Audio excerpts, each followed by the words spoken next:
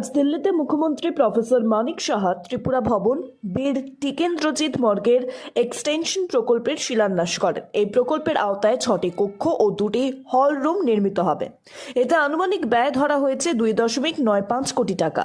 শিলান্যাস অনুষ্ঠানে উপস্থিত ছিলেন ত্রিপুরা বিধানসভার উপাধ্যক্ষ শ্রী রামপ্রসাদ পাল, রাজ্যসভার সাংসদ শ্রী রাজীব ভট্টাচার্য, সমাজ কল্যাণ মন্ত্রী শ্রী টিঙ্কু রায়, উচ্চশিক্ষা মন্ত্রী শ্রী কিশোর বর্মন, শিল্প ও বাণিজ্য মন্ত্রী শ্রীমতী শান্তনা চাকমা, উপজাতি কল্যাণ মন্ত্রী শ্রী বিকাশ দেববর্মা, তপশিলি জাতি কল্যাণ মন্ত্রী শ্রী সুধাংশু দাস, বিধায়ক শ্রী ভগবান দাস, সিআরসি শ্রী মনোজ কুমার সহ অন্যান্য বিশিষ্টজনরা। And we stand at the second best so far this GST is concerned in Northeastern region. Per capita income, if we talk about, then we are the second best in Northeastern region.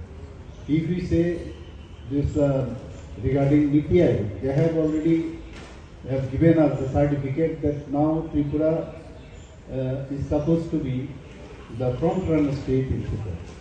Bureau report, সঠিক বার্তা।